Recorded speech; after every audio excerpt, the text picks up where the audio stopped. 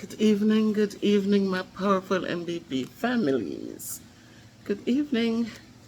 Welcome to all the new subscribers. Thank you all for your support. And it's past my bedtime, but this thing has been on my mind, and I just thought that I should take a moment to just talk with us and for you to leave in the comment for me what your thoughts are on the idea of the new returning residents that will probably overwhelm Jamaica in a little while. If the president of the the incoming team of president and his associates, if they truly follow through on illegal immigration. While I was teaching in Connecticut, I have had parents who traveled all the way through Panama and those Spanish areas, got to Mexico and came through the border. They came in and they explained that they are looking for, what are they looking for? They're looking for help, right? They're claiming Jamaica is so bad that they had to come there. And I don't know. I know Jamaica is bad. The killings are real. The killings are horrific. I don't know what's going on with us, but as I sit here today, I'm doing cleaning up with Kayla, and the thought keeps bothering me. It keeps bothering me. And I had to take some time tonight and say, let me just put some things together and just come out here and kind of see how Jamaica, there are things that, yeah, it looks good on paper, you know, as you listen to me put it here and hand it to you. But then just now before I started speaking, another idea comes in my head that Jamaica is already overwhelmed. There are so many people who need housing, so many people who need jobs, so many people who need resources, healthcare, you know. And so we're looking at the new wave of returning residents, which are not returning because they're retired from a job and might be getting a little pension to help themselves. These are people who are going to be returning to Jamaica to bleed the system. You're talking about people who run off in a foreign country. A lot of them came over there and they might find people whom they form relationships with, but because of their anger and their aggressive behavior and their ungrateful behaviors, things fall apart and they never got their papers done. A lot of us don't know how to be humble. You know, we have this way about us. A lot of them came up and went up there and they had families left behind and they lie about things. And so when things are found out and the truths are found out, then it creates a whole heap of problems. So now, here we have a new administration getting ready to take over in January. And one of the biggest targets is illegal immigration. So now I'm sure with all the technology and all of this and that and all the enemies that some have created along the way, there are going to be people ratting out people. I remember one time when one of the things was, if you knowingly harbor an illegal person, you would have been fined $10,000 US. I don't know if you guys remember that. Some years ago, I forgot which president had brought that in. And so people were afraid. They have their families in there with them and they're afraid. They were afraid. And so we don't know what measures they're going to take. But I'm trying to say then, some of the things Jamaica could do, and as I said, it sounds good and looks good on paper, but in reality, where are the resources going to come from? Because these people are coming, and yes, first thing Jamaica needs to do is to start talking and to find out what the timeline looks like. One of the things I would advise them to do is to make sure that these people are vetted to return home, that they are sure that they're from Jamaica. There are a lot of foreign people from other islands who prefer to come to Jamaica instead of going to where they really are from. Haitians, Trinidadians, there are many places because Jamaica is so much more developed than their countries are. And so they will lie and I don't know if America is going to be patient to make sure this or that happens, or they're just going to be aggressively throwing people out of their country.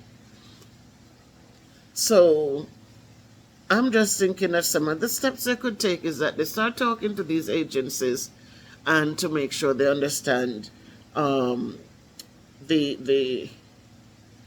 timelines as to when people will come and the amount of people they're planning to put out.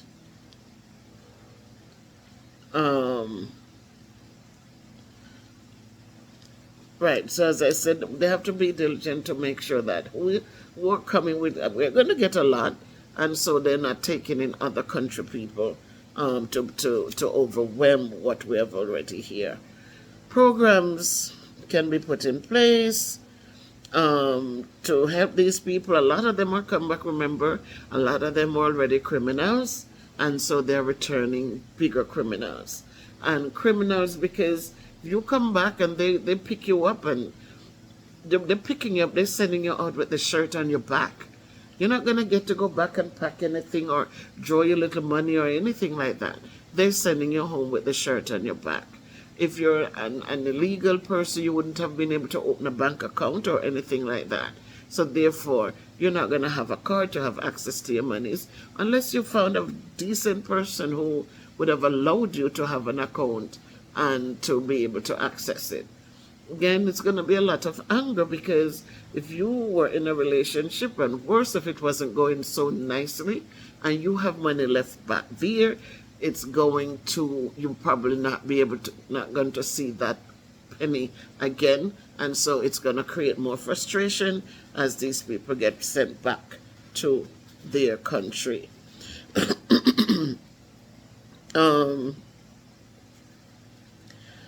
So we're just looking like some financial assistance, but where is it going to come from when already they don't even have it to give the law-abiding people here in this little island? You know, I was talking to my daughter today, and one of the things I was saying, like, one of the threats that the new government, and they've been threatening it before, but it didn't go through, that I feel that this time it will go through, is about education in America, that they want to disseminate the public school system. And maybe people will disagree with me, and people are saying, what's going to happen to the poor kids? What's going to happen? What's going to happen? But what has happened to the poor kids in Jamaica? These children in Jamaica, and of all my years of teaching, I've always referenced the kids in Jamaica, because I have had the experience to come back home when I received my bachelor's degree. I came back here and I taught here in the classroom, in 2 different classrooms here. I was able, when I talk to my students in America, and I say, look at all the resources you have access to. Look at all you have access to. You live a mile from school, you have to be picked up on a bus. A bus has to come and pick you up. You can't walk a mile to school, a mile in a nicely developed space. You don't have hills and gullies. You don't have any of that. You have a nice space to walk. But yet, if you live a mile from your school, you have to be picked up.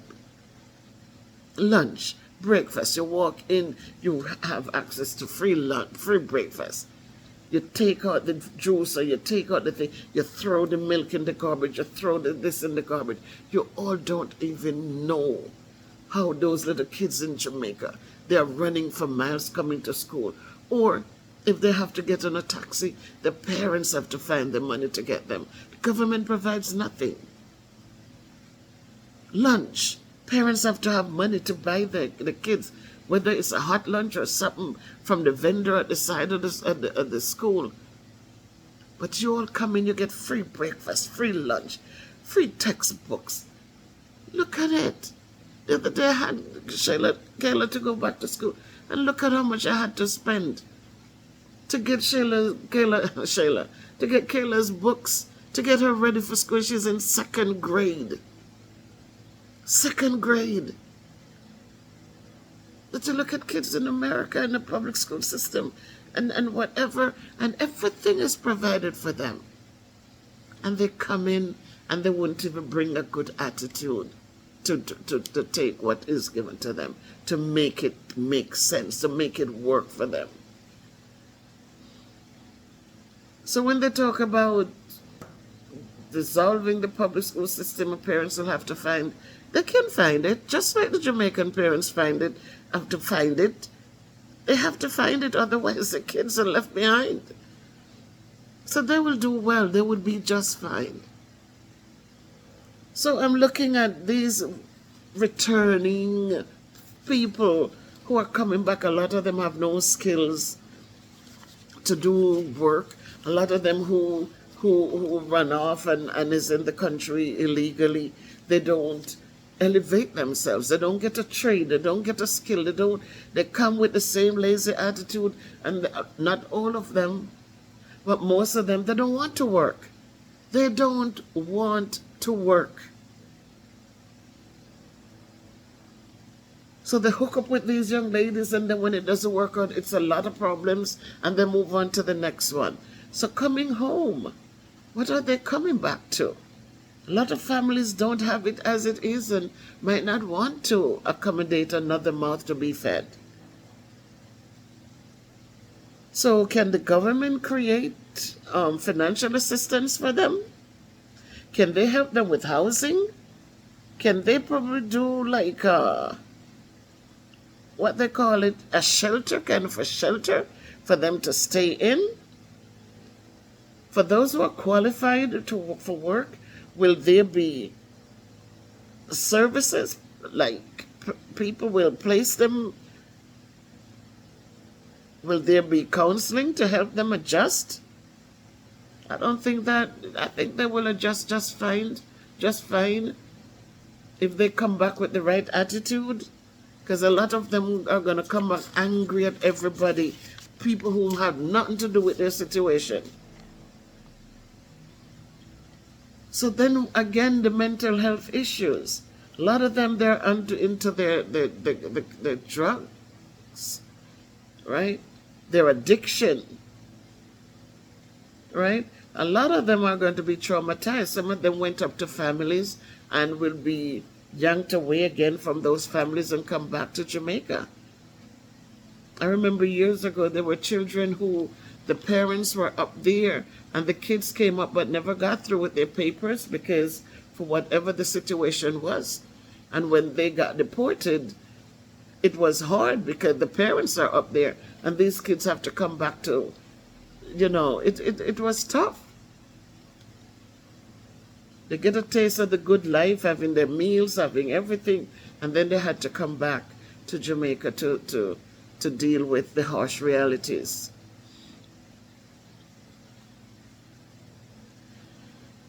So, will there be an effort to collaborate with the private sector to help create employment opportunities for some of these people? But again, we have people right here who are not deported, who have been here every day, and they are struggling to find jobs and to keep jobs. Then we look at the fact that if they can't find jobs, it's going to add to the amount of people being unemployed, going through the changes, living hand to mouth. You know, it's just going to make a whole lot of interesting mess. You know, it's not going to be easy. So we know it's going to get worse before it gets better. Jamaica has just so much resources, and I mean, you know, people coming back or not coming back to give back anything. They're coming back to be dependent. It's going to be interesting. And the biggest problem that in my head I see, and I hope that the government is making the necessary changes in order to combat this, is going to be the increase in crime. A lot of people, when they get deported, they come home and they feel like they become much more brazen than probably when they used to be here. They feel entitled. They feel like you're the one who created their problem, so they feel like you shouldn't have anything to just demand and take and kill and steal and just do all these things as if you created their problem. So I'm hoping the government is already knowing that this is what the new administration has spoken time and time again, that they are looking and making allowances, making preparations for this kind of a... Oh, I'm sorry. Oh, I'm sorry. But I'm hoping that the government is already looking at the crime rate, how it's going to change. And it's not going to change for the better when these deportees come back. Because some of them may have been involved in criminal activities in the United States, or may face challenges reestablishing themselves in Jamaica. And because of that, this could lead to an uptick in crime. If the economy cannot absorb them into the workforce, some individuals might turn to illegal activities. Thank God the government banned those little phones that they used to do the scamming. Hopefully they continue to just do what they have to do, so that this doesn't become an uptick again, a big sore foot broke out again, where people are being scammed out of their monies or being threatened and hurt because of their hard-earned monies. Social services, my goodness, just imagine if this really happened and all these people get put back in Jamaica, again they're coming with nothing. So just imagine, they're coming back, some of them have children, they have families coming with them, and then the healthcare system, how is it? We come back as returning residents, and it's like a strain, but the good thing is that we're able to pay for services if we need it. But just think of these people coming back with nothing. With nothing. So now they're coming, and there's no work, there's no money, there's no job, so that's work. There is, they're coming back, depending on a government that is already stretched thin. They're not doing what they have to do for those who are legally here. People are coming in talking about they're seeking asylum, and Jamaica does not have the resources. Because Jamaica, not because of the big houses going up, that's not the reality for many, many at the bottom of the totem pole. Poverty is real in Jamaica. It stinks. It is very real. And so when these people come back and they have nothing, there's no work, there's nothing, then added more to the poverty level here. So, no skills, no money, no work, no nothing. Just think of what it's going to be next year if our new president follow through. And it doesn't just stop there. We know that the family disruptions, we know that, I discussed that, but just think of the impact on tourism. If these people come back and they come up with the aggression that we know they can come back here with that sense of taking and just come back aggressive, and the crime rate goes up, right? The negative to that is that tourism is going to suffer. Because remember, when people are going out talking about don't go to Jamaica, man, if you stay away from Jamaica and stuff, it's hard, it's hard when you'd go on YouTube and you see the stories. Oh my God, you feel ashamed that you belong to Jamaica. I remember even I used to go to school, and any little thing, I would say, have you visited Jamaica yet? And I said, no, we haven't. I said, you get 2 months. You haven't gone to Jamaica. I said, you need to find a Negril in Jamaica. You need to find one, And I used to promote Jamaica so much. I love Jamaica. Love Jamaica. And just the beauty of Jamaica. But just think of if the crime rate starts going back to where it used to be, how it's going to affect tourism. If tourism is affected, it means money taken away from Jamaica again. So that's one of the negatives of what's going to be happening next year. We're going to have people coming back, and because they're not working, they don't have any money, then you're going to have the people who will probably, they form gangs or whatever, and then you talk about employers who might claim them have work to give them and then exploit them. Then work, they can't get no money, then work and do some kind of crazy things. They might talk about the human traffickers who will, promise things, and at the end of the day people disappear, you know where them gone.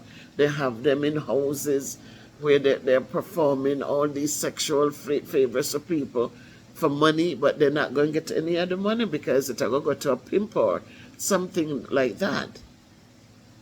So this thing, if it's not carefully planned, and if resources are not put in place for them, it can make Jamaica worse than it needs to be. So I just needed to talk about it, guys. Tell me in the comments, what do you think? What are your thoughts? What are your thoughts? How do you see the mass deportation that the new president is threatening? How do you see it affecting Jamaica? How do you think it will affect Jamaica?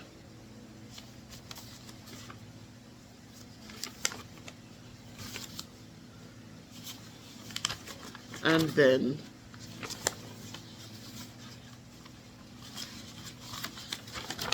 finally,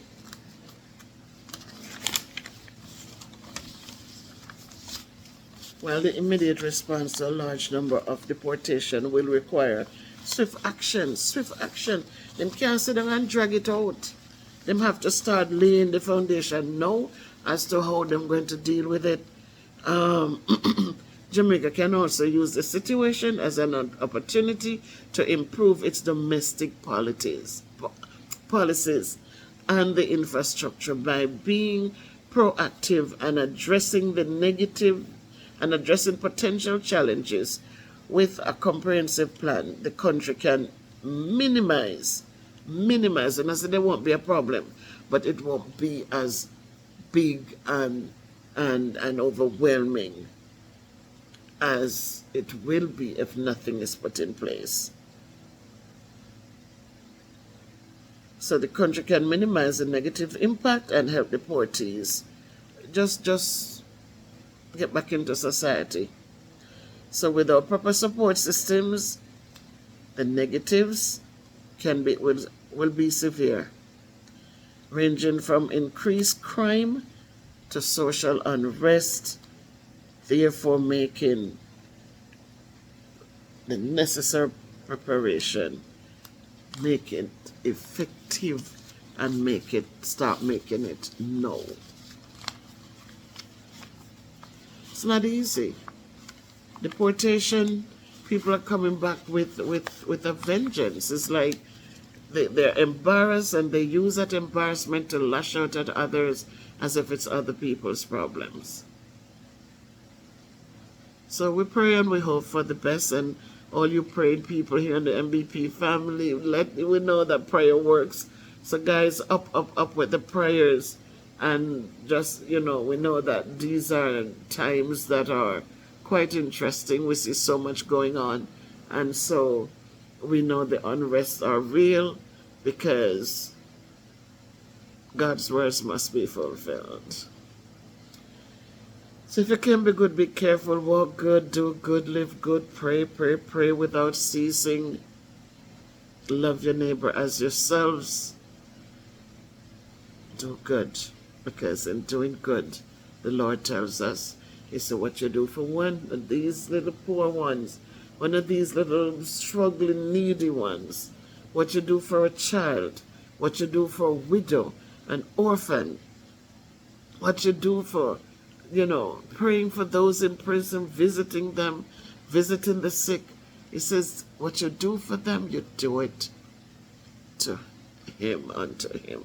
So let's not forget. So let's keep praying that things will work out in a positive way, or, and God will just continue to lead. Because without Him in the vessel, I'm telling you, it's going to be rough.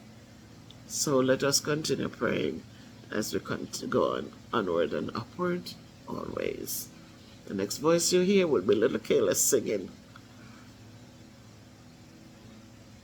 So in life, guys, we work with children, and we never know where they are heading, what their possibilities are.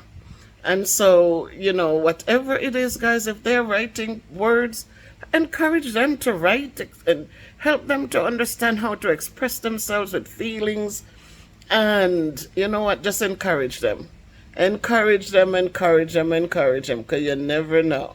Now, here's a little one. I'm going to ask you to just listen to her and tell me what her possibilities are. Hey, Kayla. I am a promise. I am a possibility. I am a promise. Promise is a capital P. I am a great big wonder love. It's a T-L-O-T.